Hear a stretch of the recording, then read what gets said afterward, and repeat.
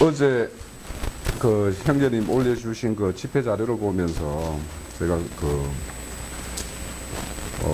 야곱의 그 인생과 또 요셉에 의해서 이제 하나님께서 예비하시는 어떤 그런 것들이 어떻게 연결되어 있고, 또 야곱에 비해서 그러면 같은 태중에 난 에서는 그럼 어디 가가지고 뭐 하고 있는지 이런 걸 좀 생각을 해봤어요.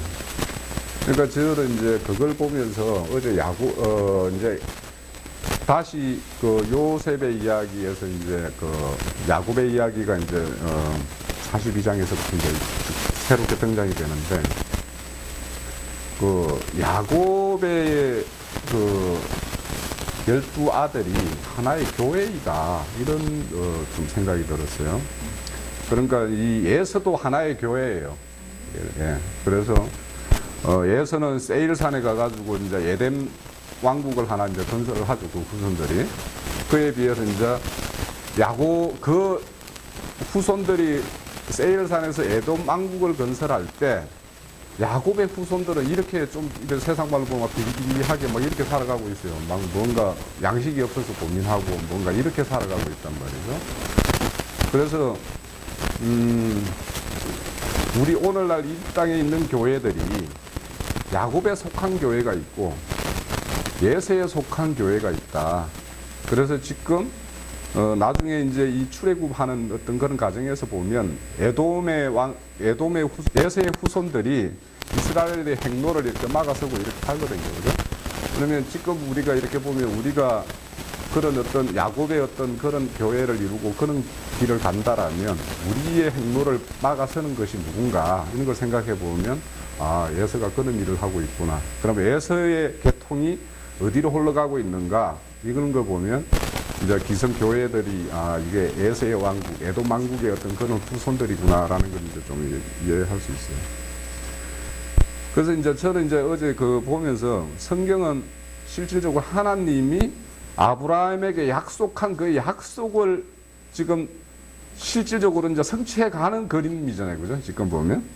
그러면 지금 그 요셉이 애굽 땅에 가가지고 총리가 되어 있는데, 이 총리가 되고 그 이후에 이제 이런 기근을 만나가지고 이제 다시 이제 야곱의 그 속한 12아들이 다 이제 애굽에 들어가서 고센 땅에서 이제 하나의 어떤 그런 거처를 장만하게 되는데, 이런 것들이 보면 다 그 창세기 15장 13절에 보면은 너희들이 400년 동안 계획이 되겠다라고 하는 그거를 지금 이제 이렇게 실행을 하고 있는 거죠. 그죠?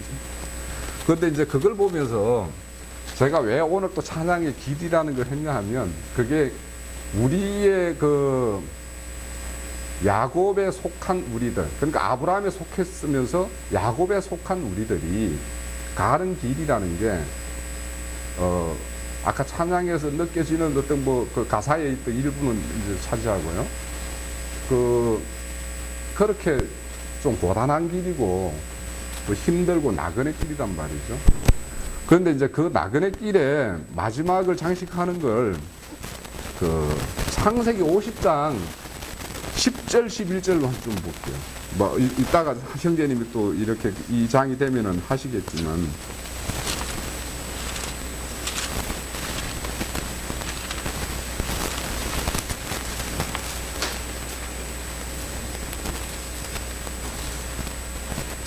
자,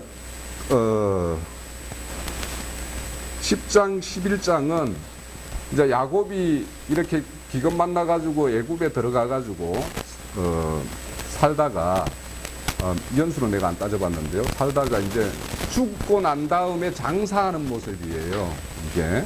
그래서 그 10장, 11장을 한번 볼게요. 그들이 요단강 건너편 아작마당에 이르러 거기서 크게 울고 애통하며 요셉의 아버지를 위하여 10일 동안 애곡하였더라. 11절.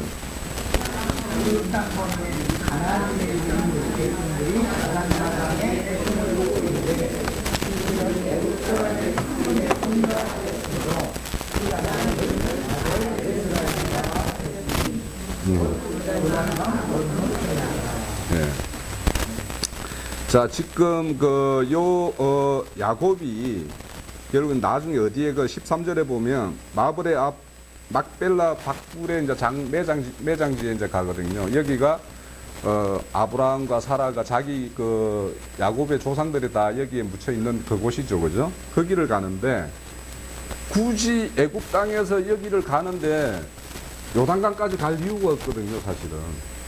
예? 한참 동편으로 한참 올라갔다가 요단강을 건너서는 약간 내려와야지만이 헤브론 땅에 있는 그 매장지가 와요.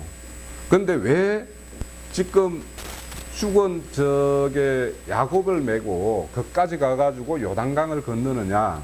이것이 이제 나중에 이스라엘이 출애굽해가지고 꼭 그 길로 들어가서 지금 야곱이 들어가는 가나안 땅으로 들어가는 그 길로 딱 따라서 들어가요, 이게. 그러니까 우리가 똑같은 거예요. 그러니까 요단강에 가가지고. 근데 그 요단강에 건너서 7일 동안 애곡을 하잖아요, 그죠? 그러고는 이제 가나안 땅이라는 걸로 상징된 우리가 영원한 안식이 얻어지는 그 안식의 땅에 들어갈 때 그 강을 건너기 전에 7일 동안 이렇게 이제 울면서 애곡을 하고 가는데 우리 계시록 21장에 보면은 우리가 영원히 그 땅에 가면 거기는 눈물도 없고 뭐 고통도 없고 뭐 그렇다고 그러잖아요. 그러니까 모든 걸 여기에서 다 털어내놓고 가는 거단 말이죠. 그러니까 지금도 제가 그걸 어찌 이렇게 보면서 이게 그렇게 해서 이제 하나님이 이스라엘 백성들을 다 애굽 땅에 넣었다가 다시 이렇게 끄집어내 가지고 가나안 땅으로 다시 이렇게 회복시키는 것이 왜 이런 일을 할까? 왜 이런 일을 할까? 우리에게는 왜 육신을 입고 이 땅에서 질고와 또 이런 고통 가운데서 우리에게 이런 세상 사람도 물론 이런 당하는 고통이 있지만 우리는 하나님의 어떤 진리라는 그 증거 때문에 당하는 고통이 있단 말이에요. 거기 내 안에 그런 어떤 진리가 있는데 이것이 누군가에게 흘려주고 싶고 그들에게 증거하고 싶은데 그들이 이 말귀를 못 알아들을 때 그 억울함이 있단 말이죠. 저희들에게도. 근데 오늘 보면은 요셉의 형제들이 억울하잖아요. 그죠? 지금 정탐꾼이 아닌데 정탐꾼이라고 그러고. 그러니까 억울한 거예요. 그리고 거기 잡혀 있는, 시몬도 그렇게 잡혀 있는 것도 억울하고 다 억울한 사람들이에요, 거기에. 그 일로 보면, 과거의 일을 나놓고 그 사건으로 보면 참 억울한 일들이에요. 근데 그 억울하기로 따져보면 예수님이 가장 억울하죠, 그죠? 이 땅에 와가지고, 자기가 모든 걸 진리를 증거하러 와서 그걸 위해서 자신의 그런 어떤 모든 찔림이 되고, 그 모욕이 되고 조롱이 되는 어떤 그런 것들을 보면서 그 참 억울하단 말이죠. 근데 왜 우리에게 그런 하나님의 손길에 잡힌 사람들에게 이런 어떤 환난과 고통과 이런 인내가 요구되는 이런 삶을 살게 할까라고 이제 생각을 해봤는데요. 우리의 인생들이 하나님의 어떤 천연적으로 타고난 어떤 그런 본성적인 걸로 보면 그 사람들도 다 세상 사람들도 다 꿈과 비전과 뭔가 희망사항 이런 걸 가지고 살아요, 그죠?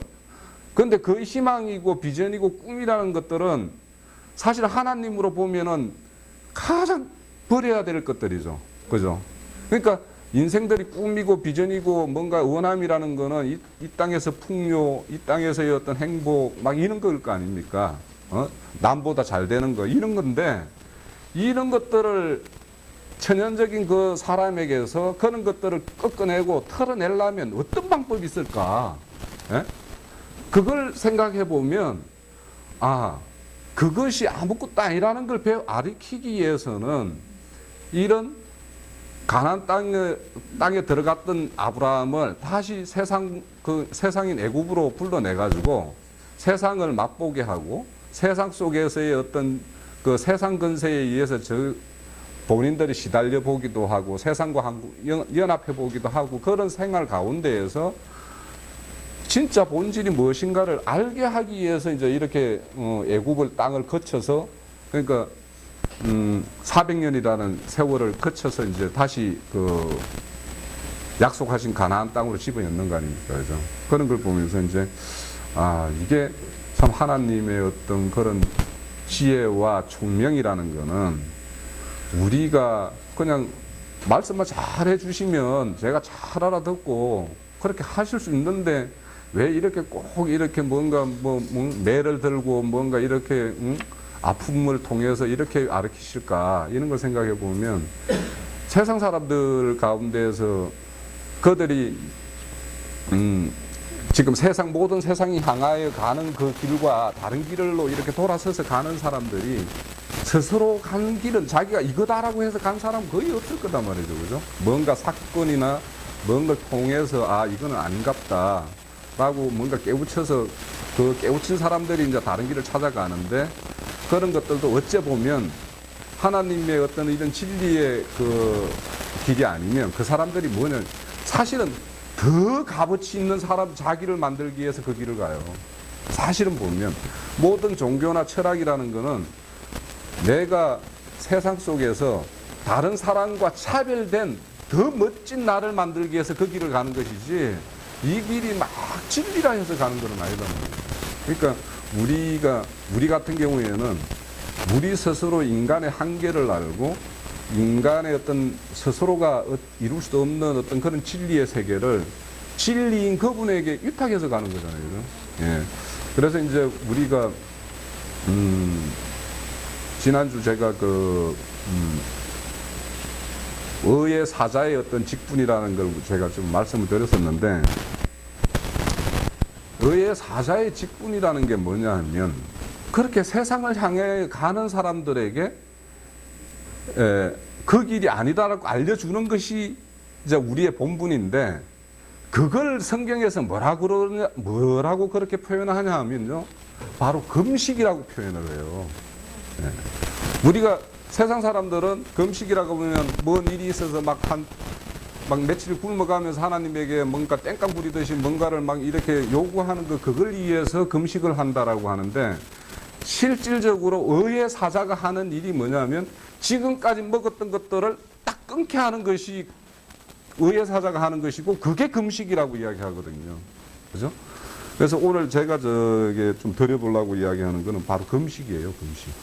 그래서 그 마태복음에 보면 6장에 보면은 이제 그 금식할 때 머리에 기름 바르고 얼굴도 깨끗하게 해서 그렇게 표나지 않게 하라 이렇게 이야기하는데 그렇다고 이제 그걸 하기 위해서 사람들이 이제 교회에서 금식하는 분들 보면 진짜 머리에 기름 바르고 막 얼굴에 그 윤기 나는 크림 발라가지고 이렇게 하면서 금식하는 분들이 있어요. 내가 봤어요. 그 예전교회에서. 근데 이제 그 마태복음에서 그렇게 이야기하지만 그거는 뭐냐면 금식이라는 거는 네 속에서 그냥 은밀하게 일어나는 것이지 폰하게 뭔가 하는 게 아니라는 걸 이제 일단 이야기하는 거예요. 그게 애견상으로 나타나는 게. 그래서 우리 금식에 대해서 보면은 제가 요즘에 스가랴서를 좀 보고 있는데요. 그 7장, 스가랴서 7장에 보면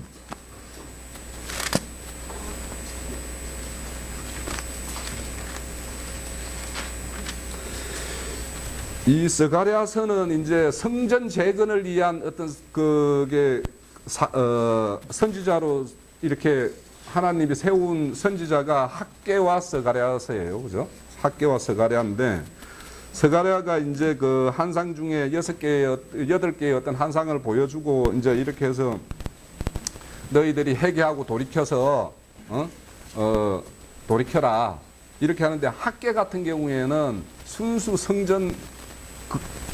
성전을 이야기하고 스가랴에서는 뭐냐면 사실은 우리 내면적인 성전을 이야기를 하고 있어요. 사실 스가랴서는 그러면서 이제 그런 것들을 이제 이렇게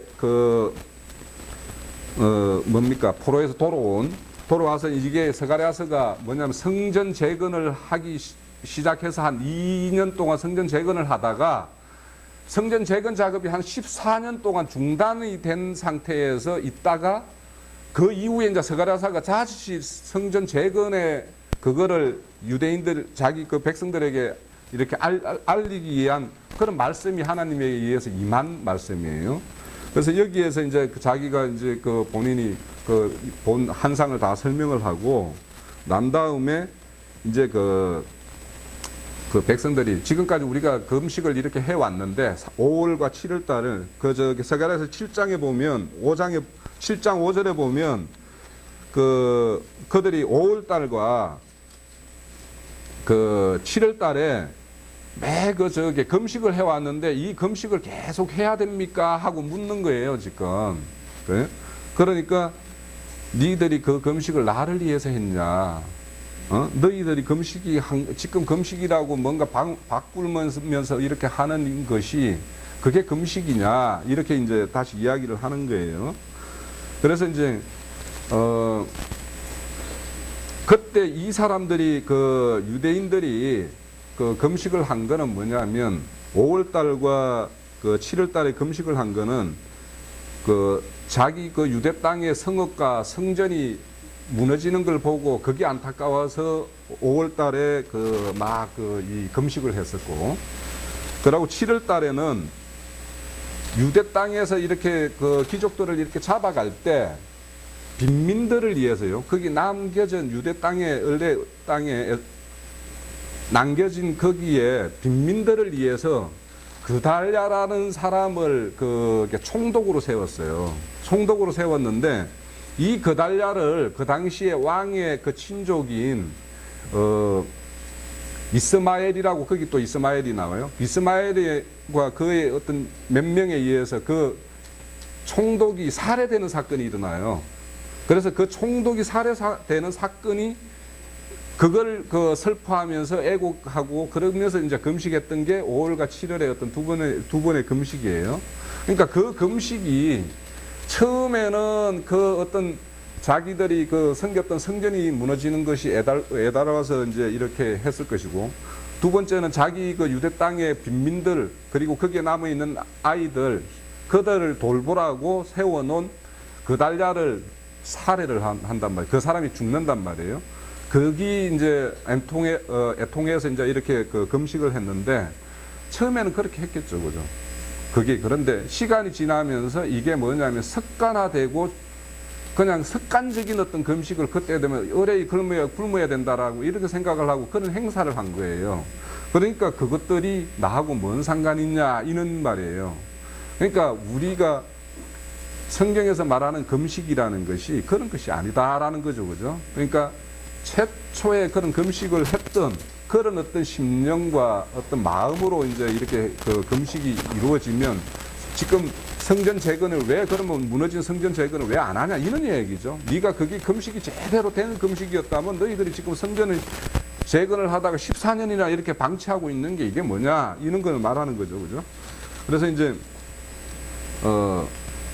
그래서 성경에서 말하는 그 금식이라는 것이 의의 사자들이 음식 같지 않은 음식을 먹고 있는 사람들에게, 말씀이 아닌 말씀 같은 걸 듣고 있는 자들에게 그걸 끊는 것이 금식이단 말이에요. 그걸 가장 잘 설명한 것이 이사야서 58장을 보고 끝낼게요.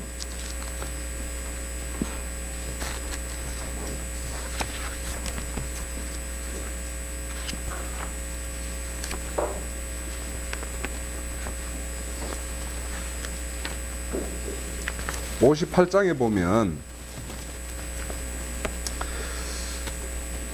58장 2절에 보죠. 네.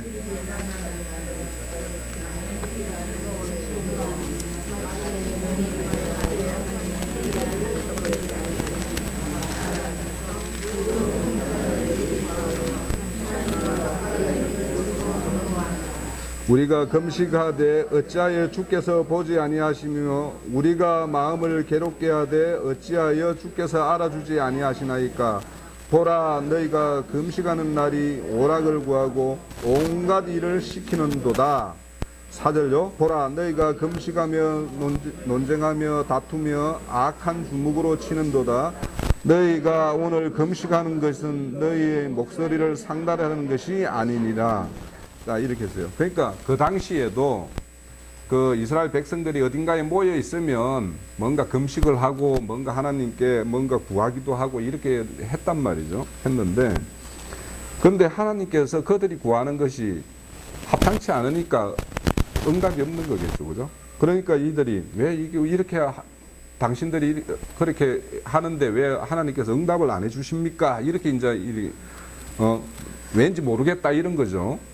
그런데 이제 6절에서 그들이 하는 행위의 어떤 목적이라는 걸 말하면서 우리가 6절에 보면 하나님이 진짜 기뻐하는 금식이 뭐냐 하면 흉악의 결박을 풀어주며 멍에의 줄을 끊어주며 압제당하는 자들을 자유하게 하며 모든 멍에를 끊는 것이 아니겠느냐 이렇단 말이에요.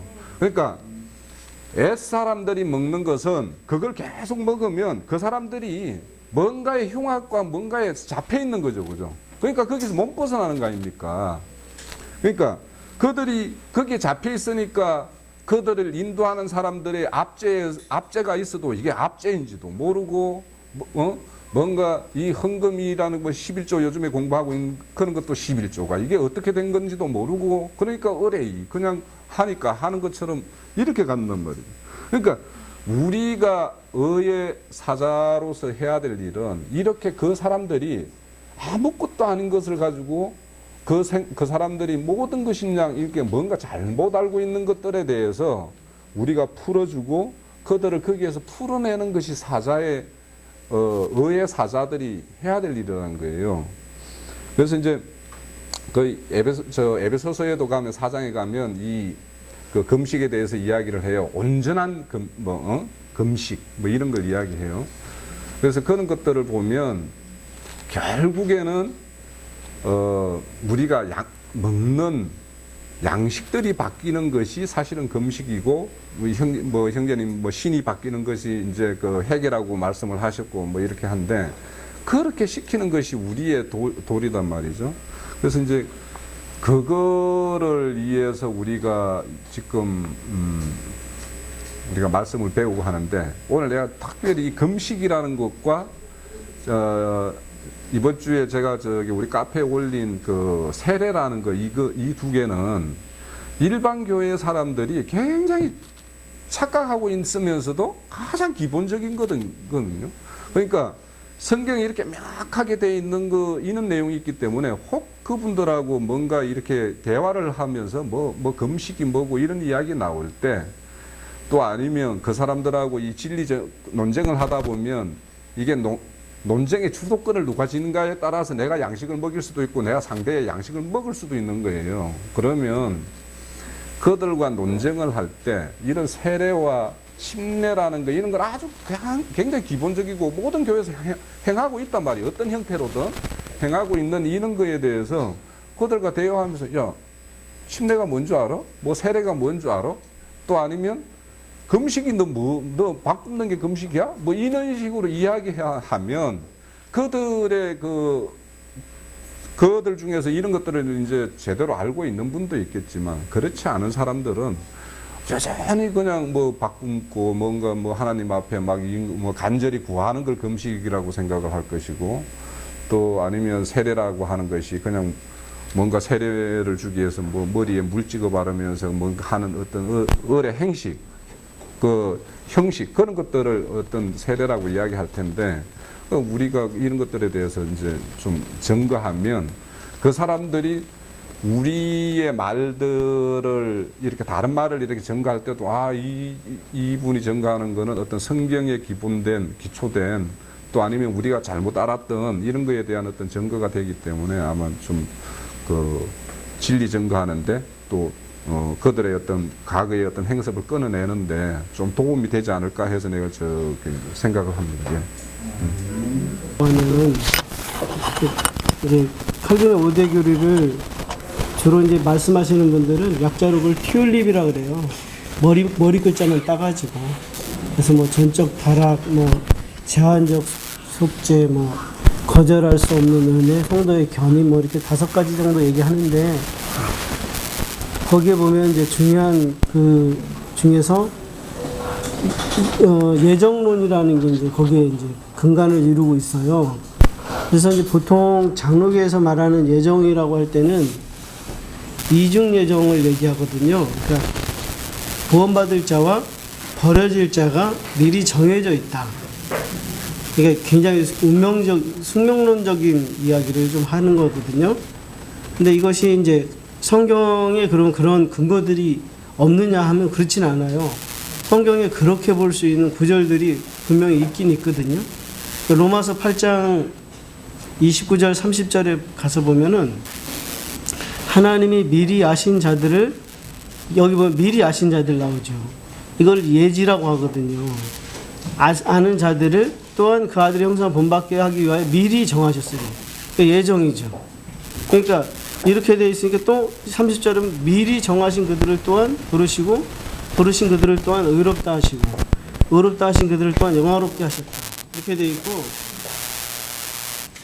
에베소서 1장 4절인가에서 보면 또 바울이 그러잖아요.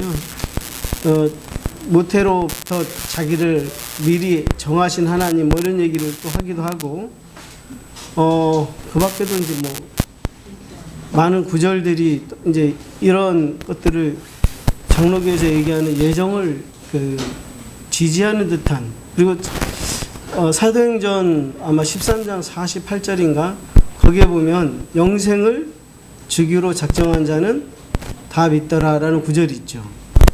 그래서 거기 보면 영생을 주기로 작정된 자가 있는 것처럼 보이고 그러니까 이제 이런 구절들을 넣고 보면 예정이라는 게 맞지 않냐 이제 이런 생각들을 할 수도 있는 것 같습니다. 근데 이제 이것은 그런 게 아니고, 사실은 아까도 이제 장로교에서 얘기하는 그 오대교리라고 하는 것은 처음 1번에 있는 전적 타락과 맨 마지막에 있는 성도의 견인이라고 하는 게 사람 편에서의 그 자세를 얘기하고, 그 중간에 있는 세 가지가 성부, 성자, 성령의 역할을 얘기를 하면서 그 사람들은 구원의 초입과 구원의 진행과 구원의 완성으로서의 교리를 완성시켜서 얘기를 하는 거거든요. 그런데 이제 그래서 그 어떤 틀을 보면 저희하고 이야기하는 게 사실은 비슷합니다.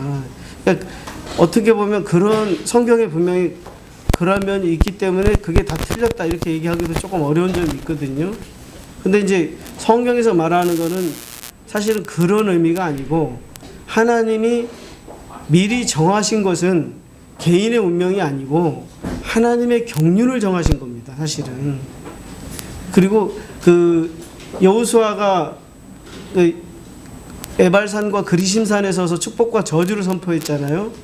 그리고 하나님이 처음부터 가인과 아벨을 나누시고, 처음에 보면 빛과 어둠을 나누시고 궁창 위의 물과 궁창 아래의 물로 이렇게 계속 나누시는 것은 뭐냐면 생명과 저주의 길을 계속 나누시는 거거든요. 이것이 하나님의 경륜이에요. 그래서 이 생명과 저주의 길가 어떻게 우리 가운데서 성취되고 이루어질 것인가 라는 것을 성경은 계속해서 이제 증거를 하는 거거든요. 그래서 이 생명으로 가는 유일한 길을 하나님 미리 정하셨죠. 그게 뭐냐면 예수 그리스도로 말미암지 않고는 아무도 아버지께로 올 자가 없다라고 얘기한 요한복음 14장 6절이라든지 천하인간의 구원을 얻을 다른 이름을 주신 바가 없다라고 하는 히브리서 이제 뭐 4장 말씀, 사도행전이죠. 4장 12절인가? 그 말씀에 이제 천하인간의 구원을 얻을 다른 이름을 주신 바가 없다 이렇게 돼 있죠. 이것이 뭐냐면 하나님의 미리 정하심이에요.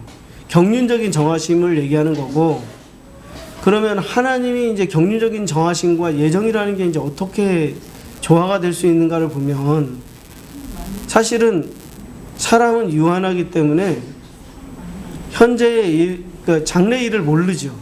근데 사람은 유한해서 모르지만은 하나님은 그러니까 계시록 1장 7절에 보면 알파와 오메가라 그러셨거든요. 그러니까 시작도 없고 끝도 없는 분이시고, 하나님께는 항상 현재 오늘만 있으시 산자의 하나님이시거든요. 그렇기 때문에 뭐냐면 사람은 과거, 현재, 미래에 대해서 다 알 수가 없지만 하나님은 사실은 과거, 현재, 미래를 다 아시는 분이시거든요. 미리 보시고 아시는 분이에요. 그것이 이제 전지전능하다라는 거죠. 전능하다는 거죠. 전지하시고 전능하시다 이렇게 표현하는 건데, 이런 것들의 하나님의 성격과 하나님의 미리 정하신 경륜을 비춰서 보면, 하나님은 구원과 심판의 길을 미리 두셨는데, 이 구원과 심판의 길에 하나님이 그 사람의 끝을 보니까, 어떤 사람의 끝을 보니까 어떤 사람 하나님이 정하신 구원의 길로 가고 어떤 사람 멸망의 길로 가는 것을 하나님 미리 보시고 아신다는 거죠. 이런 개념의 차이일 뿐이지 하나님이 어떤 한 개인의 인생을 멸망하기로 작정하시고 어떤 한 개인의 길을 구원하시기로 작정하시고 이런 것은 아니다라는 거죠. 성경이 말하는 분명히 성경에도 예정이 있고 예지가 분명히 있는데 그 성경에 있는 예지와 예정이 장로교 사람들이 말하는 그런 무조건적인 하나님의 일방적인 예정과 예지가 아닌 경륜적인 것이고 하나님의 시간과 공간을 초월하시는 하나님의 그 어떤 성품상의 문제라는 것이 이제 이 예정론의 문제라고 저는 이제 이렇게 생각하고 있거든요. 그래서 이런 이해들이 정확하게 이제 분별해서 맞는지는 잘 모르겠어요. 그리고 한 가지 이제 더 이렇게 말씀드리고 싶은 거는 교회에 관해서 이제 우리가 그러잖아요. 그 교권에 대해서 이제 목사제도를 과연 목사제도의 실행이 올바른 것이냐, 목사제도가 있는 게 바른 것이냐. 그래서 우리가 그 목사제도를 하시는 분들에 대해서 우리는 얘기하기를 발람과 니골라당의 교훈을 실행하는 것이다 이렇게 얘기를 합니다. 근데 이제 기존 교회 분들은 오히려 그런 제도가 없는 사람들을 향해서 우리들을 향해서 이제 이단이라고 얘기하죠.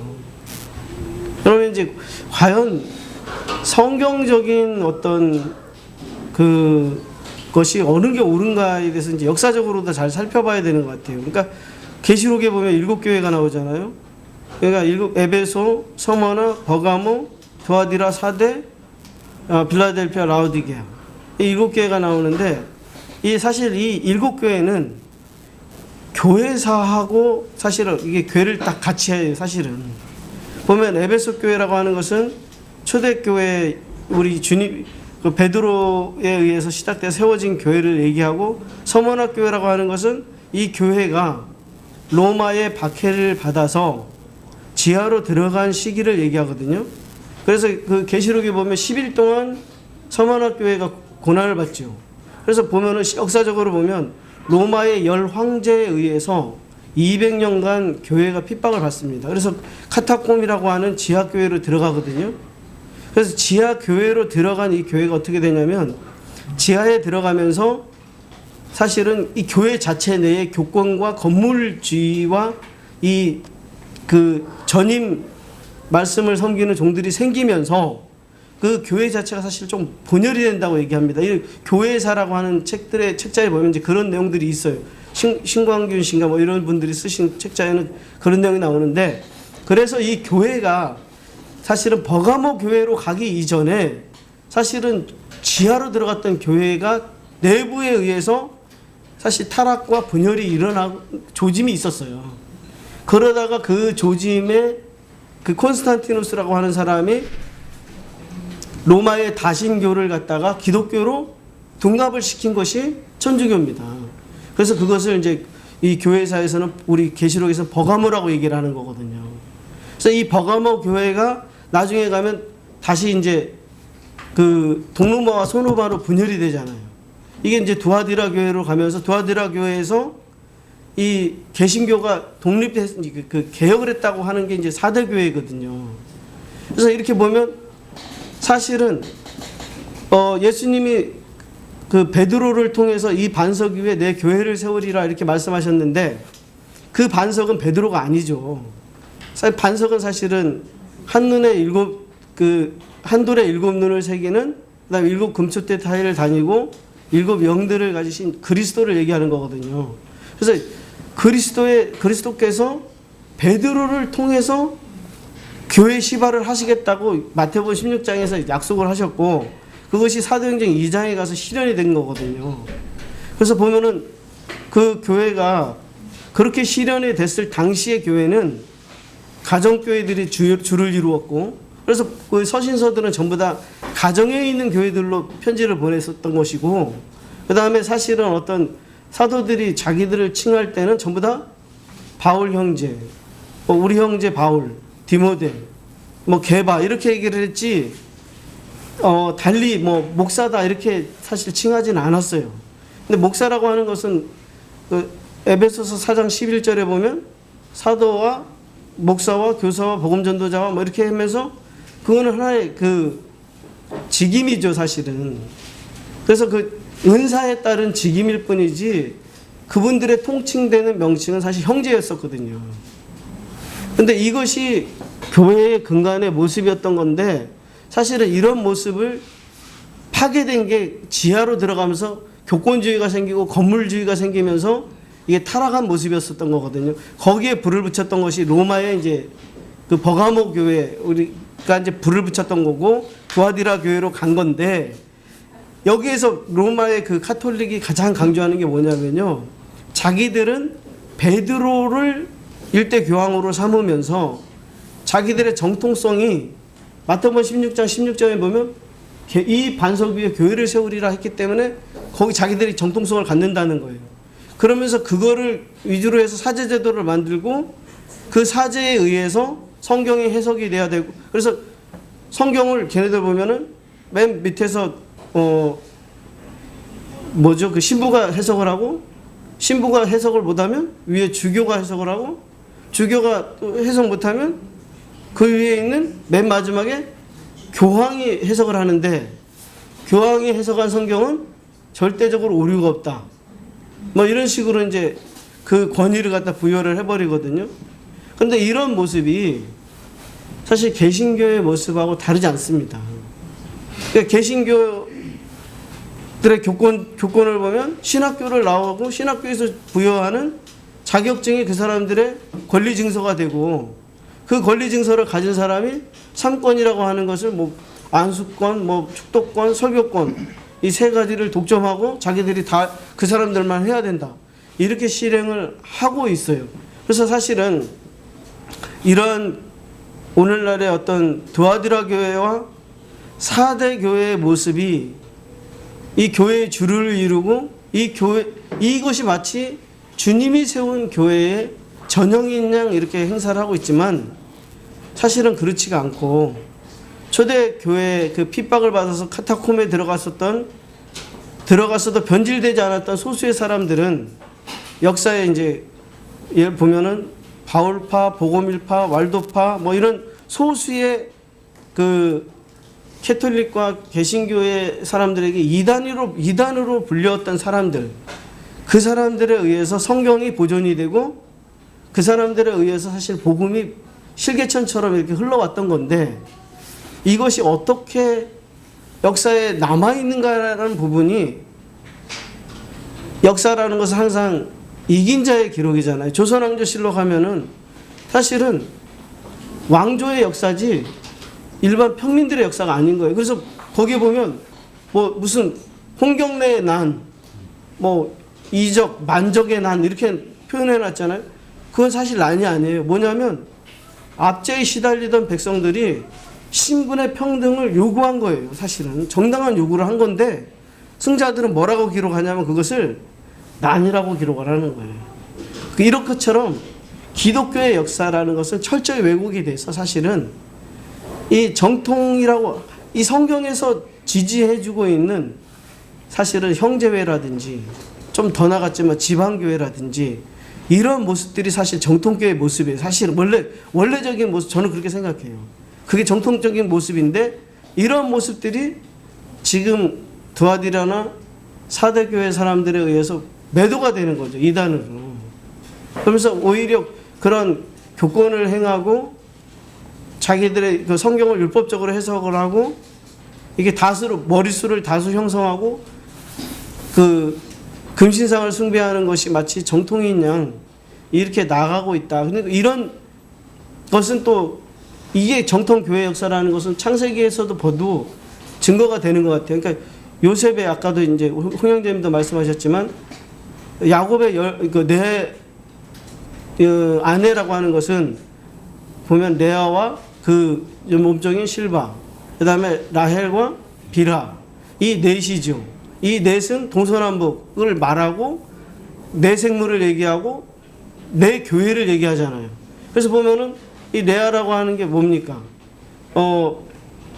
두아디라 교회라고 할 수 있을 테고, 이 레아에게서 난 루벤 첫째 아들과 통과는 비라는 타락한 개신교 라드 교회라고 할 수 있는 거거든요. 라헬은 빌라델피아 교회라고 볼 수 있는 거고, 이런 식으로 이미 성경에 어떠한 교회의 실행의 모습이 정통교회의 모습인가를 분명히 다 증거를 하고 있는데도 불구하고, 오늘날의 사람들이 이제 이런 정통이나 성경의 눈이 어둡다 보니까 다수를 따라서 소수를 핍박을 하고 이 진리 교회들이 묻혀가고 있는 것이 아닌가, 이렇게 보여집니다. 네, 이상입니다.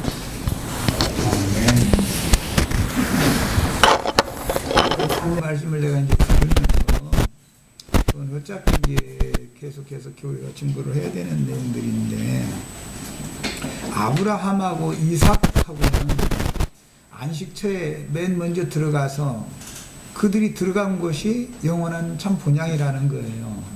성경의 해석을 할 때 그분들은 준비를 하러 들어간 분들이죠. 준비를 하러 들어가서 야곱과 요셉은 준비된 곳에 죽어서 들어가는 거예요. 야곱도 요셉도 해골이 들어가는 거니까. 그 다음에 죽음을 보지 않고 살아서 들어가는 무리가 있어요. 그건 젖과 꿀이 흐르는 가나안 땅을 약속으로, 그게 아브라함에게 약속한 거였었거든요, 원래가. 그 약속의 기업에 들어간 사람이 살아서 들어가는 사람이에요. 거기에 약속의 땅에 들어간 사람들은 전부. 그건 20세 이상의 이스라엘 군대에 썼고, 인도자는 여호수아와 갈렙에 썼어요. 그들은 산자들을 이끌고 살아서 들어간 자들이에요. 준비된, 준비하신 분들이 있고, 아브람과 이삭이었어요. 그 다음에 야곱과 요셉은 준비해 놓은 곳에 개인적으로 들어갔어요. 그런데 죽어서 들어갔어요. 분들은 여호수아와 갈렙의 인도를 따라서 이스라엘 군대는 살아서 들어갔어요. 죽음을 보지 않고 들어갔어요. 우리는 혹시 살아서 들어갈 수 있는 소지가 참 많은 사람들이 복 받았죠. 이제 기독교계에서 이제 흔히 휴거된다 그랬었는데, 그 의미를 잘 이렇게 생각을 하시기를 바라고, 어디로 들어가느냐? 영원한 참 본향, 더 좋은 본향으로 들어가는 거예요. 궁극적으로는. 그 본향이라는, 더 좋은 본향이라는 말은 하나님으로부터 났으면 하나님의 세계로 들어간다라는 말인 것이니까, 땅에서 났으면 땅의 본향이고, 땅은 영원한 본향이 될 수 없다라는 것이니까, 이런 창세기 기본 개념이 정리가 됐으면 좋겠고, 자, 이제 들어간 자가 있고 바깥에 버려둠을 당한 자가 있어요. 문제는 이제 이게 굉장히 어려운 거예요. 예수님이 땅에 오셨을 때 포도원의 주인의 아들이에요. 상속자예요. 예수님이 오셨는데 일꾼들이 그 아들을 죽여버리고, 저희가 그 기업을 강탈하기 위해서 아들을 죽이는데 그냥 죽이는 게 아니라 포도원 밖으로 쫓아내서 포도원 밖에서 죽인다는 거예요. 포도원 안에서 죽이는 게 아니고.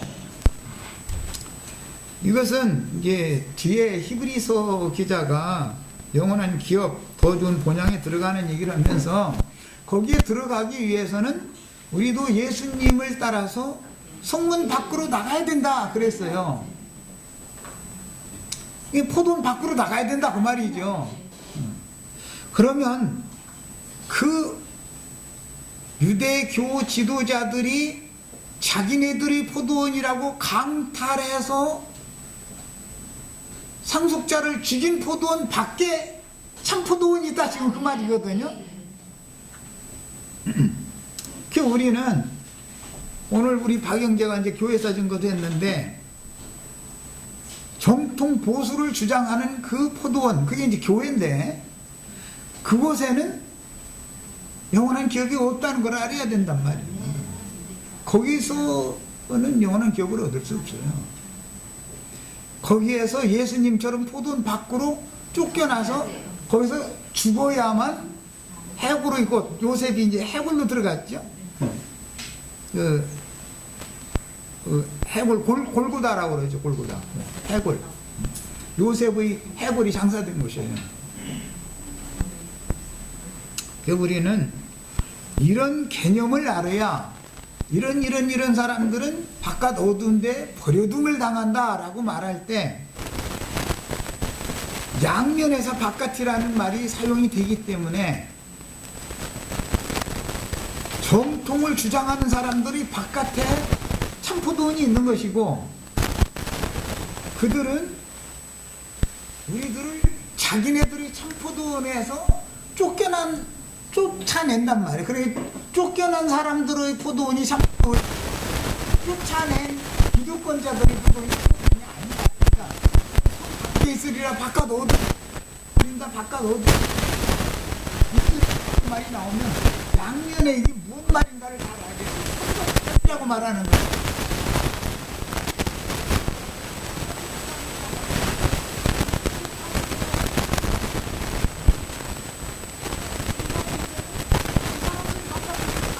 또 서로가 바깥에 있는 거예요. 서로가 바깥에 있는 거예요.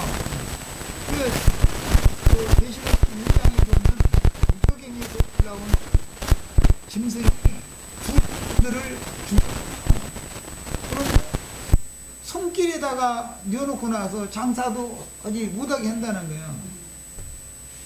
그런데 그 손길이라는 얘기가 성문 밖으로 우리도 예수를 따라서 가자 할 때 그 같은 말이에요. 같은 말이에요. 그리고 요한복음 19장 17절로 20절 사이에 보면 해골이라고 하는 곳으로 십자가를 밀고 올라가게 만들어 거기서 죽였는데 거기는 성에서 가까운 곳이었다 이렇게 돼 있어요. 그 성이 예루살렘 성이에요. 예수님은 유대교 지도자들의 예루살렘 성 밖으로 쫓겨난 거예요. 그 주님이 죽으신 그곳이 아브라함, 이삭, 야곱, 요셉이 들어간 안식처지요. 그러니까 거기로 들어가야 되는 거예요. 이게 이런 사람들은 영적 권자들이 볼 때는 우리가 있는 사람들이 성 밖에 있는 사람들인데 여기는 왜냐하면 하늘의 참 예루살렘 성이니까 율법적인 예루살렘 성에 있는 사람들이 사실은 영적으로는 바깥에 있는 사람들인데 그 사람들이 볼 때 우리를 밖으로 쫓아냈으니까 우리가 밖에 있는 사람인 거예요. 이렇게 보는 거예요. 이런 기본 개념을 성경 읽을 때는 문맥의 흐름을 따라 잘 정리하시길 바라요. 그 다음에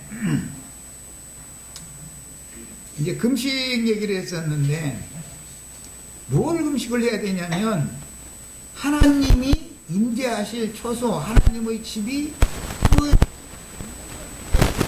해야 된다 그 말이에요. 네. 어떤 사람들에게 즉 그분 안에 있는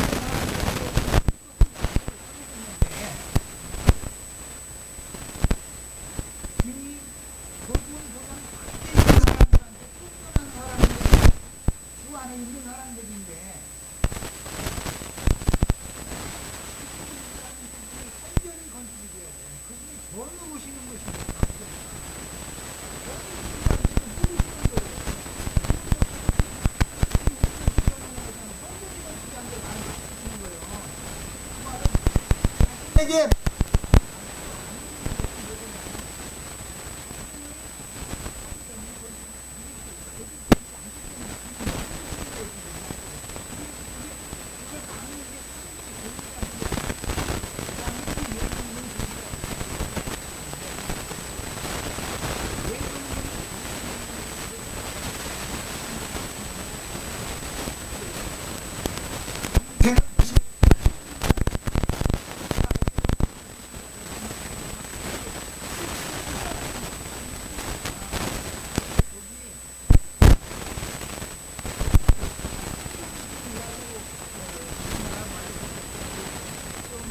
하는 말은 그 헬라어의 이제 타소라는 용어인데 이 말은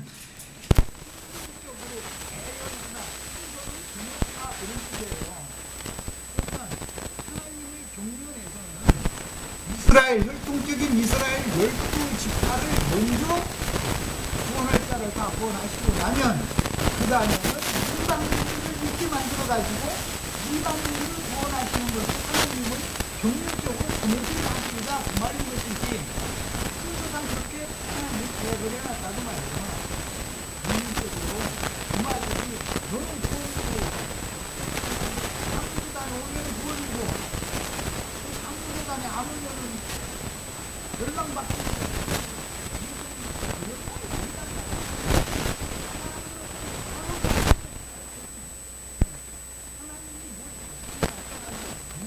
걸 작정해서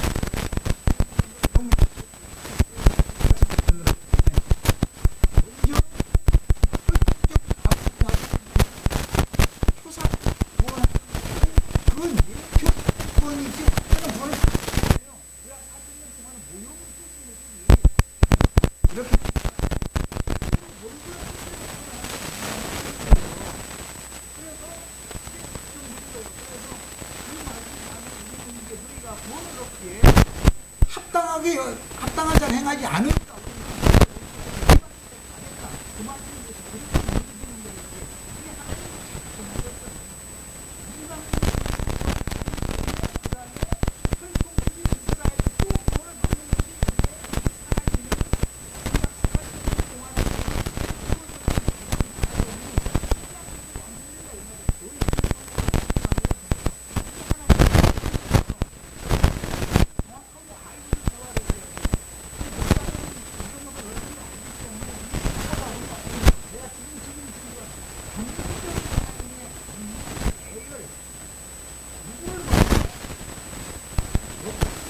구원을 하고 그 다음에 어떤 민족을 또 구원할까? 거기에 충만한 수를 채우는 문제는 개인의 문제는 여기에 믿느냐 믿는 것이지 누구는 구원받고 받든지 그 말이 아니다라는 것을 정확하게 설명할 수 있을